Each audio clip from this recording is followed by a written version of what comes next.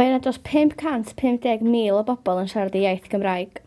Mae'r iaith Gymraeg yn mynd yn ôl ar gannoedd o flynyddoedd. Rhwng y flwyddyn 1991 a 2001, mae yna godiad yn y niferoedd o bobl yn siarad y iaith trwy godol y wlad. Gwynedd yw'r sir fwyaf gyda'r ffigwr yn cyrraedd 69% o siaradwyr Cymraeg.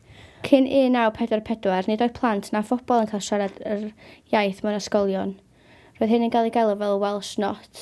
Os roeddech chi'n cael eich dal yn siarad y iaith, roeddech chi'n gorfod gwisgo plac oedd yn deud Welsh Not, ac y person dwytha i wisgo hwnna'r diwedd dydd oedd yn cael cansan.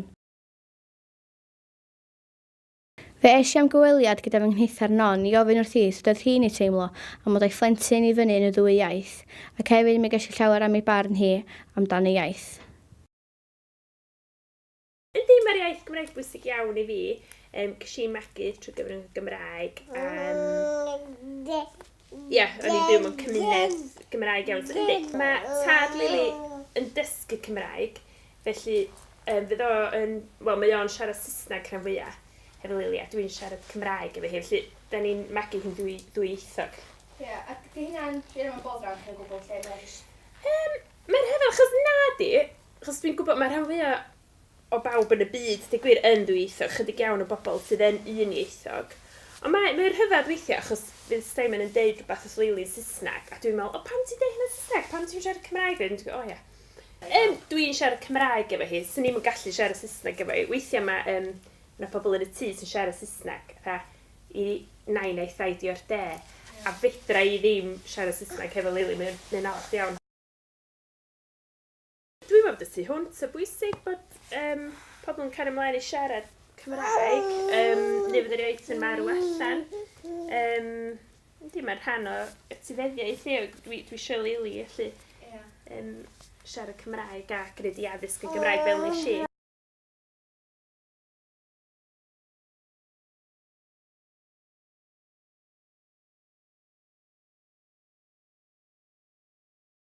Nôl yn 2011, mae yna sganiad yn deud bod na fwy o Gymraeg gael ei siarad mewn llefydd gwledol fel Gogledd Cymru. Mae yna llawer o bobl wedi trio dod i achub y iaith. Un peth ydy yr Urdd, nath hwn gael ei sefydlu yn 1922. Mae o yn clwb i bobl ifanc o 2-25 ymuno hefo. Da chi'n gwneud llawer o bethau gweithgareddau, fatha bod yna eisteddfodau, da chi'n gallu mynd i Glanllyn i ganwyo. Mae o yn peth gret i godi proffil fwy at yr iaith Gymraeg.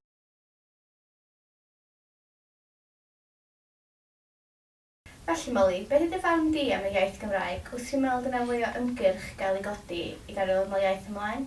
Yndw, dwi'n meddwl ddylsa yna fod lot mwy o ymgyrch, achos mae'n iaith rili unigryw, a mae'n wbeth sy'n bwysig i'r gwlad ei hun, a mae jyst yn ymuno pobl Cymraeg i gyd efo'i gilydd mewn ffordd.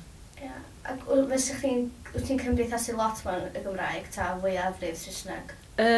Na, swn i'n deud am fwyaf yn Gymraeg, mae ffrindiau fi gyd yn siarad yn Gymraeg, a mond llawn llaw o pobl sydd dwi'n siarad yn Saesneg efo. Ac wyt ti'n gwrando gerddoriaeth Cymraeg o gwbl, ta ti'n tueddu fynd o fwy at gerddoriaeth Saesneg? Dwi'n tueddu fynd efo gerddoriaeth Saesneg, ond mae yna 500 dwi'n licio sydd yn Gymraeg fyd. Oes ar reswm oherwydd mwy o gynion Saesneg, ta jyst oherwydd bod chdi'n licio fwy o bandiau, a bod chdi'n ymwybodol o fwy o bandiau Saesneg na ar ei Cymraeg? Ie, dwi'n mwy bodol o bandiau Saesneg.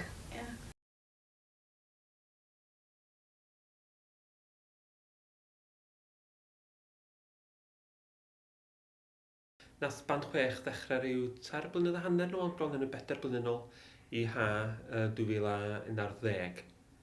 A faint o bobl sy'n rhan o hwnnw? Band 6 denw ni, ond mae'n 7 aelod yn y band. So pam o'r enw band 6? Un joc oedd o efo addysg, achos yn addysg ar y pryd, oedd ysgolion yn cael ei bandio, a mae'n lot yn ni'n gweithio'n addysg, a band 5 Idrisa ydych chi'n gallu gael, so dyn ni'n band 6.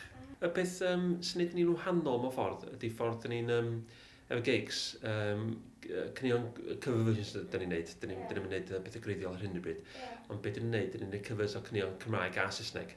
Felly beth da efo hynny o ran ni, ydy dyn ni'n chi dewis o cynnion dyn ni'n hoffi, a dyn ni'n meddwl sy'n ystodion ac yn ei chydfa'n hoffi hefyd. Oeddech chi'n dweud bod yna lot o bobl yn dod i wylio chi, ond pa oedran ydych chi'n dweud i'r gorau? Mae'n lot o'r wahanol, wedyn ni'n lot o bethau clwb ffyrm yr ifanc yn y blynyddoedd dwytha, a mae hynny'n agor y llygad. Ond dyn ni'n lot o bethau efo priodasau, achos bod ni'n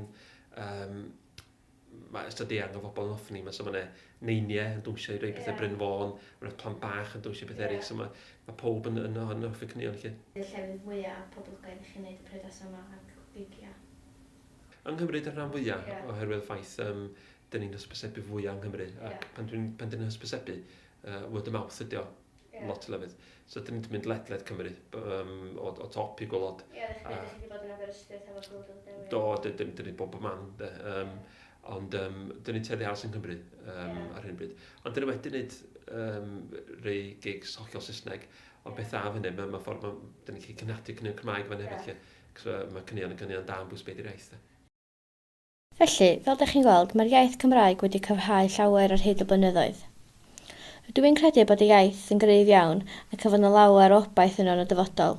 Mae gwneud yr rhaglen yma wedi'n danos i mi faint mae'r iaith yn golygu llawer o pobl yng Nghymru. Mi fydd yn dyfodol i'r iaith Gymraeg ac i'r pobl Cymraeg.